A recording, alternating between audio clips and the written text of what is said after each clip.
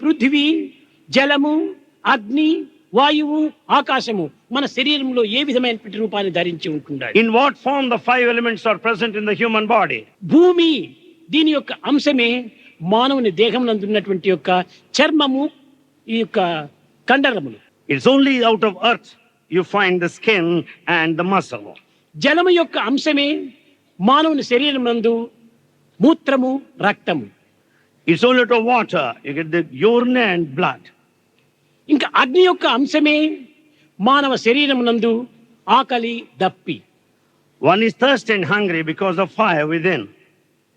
నాలుగవదైనటువంటి ఈ యొక్క వాయువు యొక్క అంశం అనేటువంటిది నడక, కదలిక. ఇది దేహంలో ఉండినటువంటి వాయువు యొక్క అంశము. The spark of the wind happens to be the movement. ఇంకా ఆకాశం యొక్క అంశము మానవుని యందు కామ, క్రోధ, లోభ, మోహ, మద, మాత్సర్యమైనటువంటి ఈ గుణములు అంతా కూడాను ఆకాశం యొక్క అంశములే. The sparks of the space happens to be the lust, greed, anger and avarice. ఈ విధమైనటువంటి అంశముల చేతనే ఆకారముగా రూపొందినటువంటి మానవత్వము దివ్యత్వం అనేటువంటి తత్వాన్ని తెలుసుకోవడానికి అత్యంత సులభమైన మార్గం.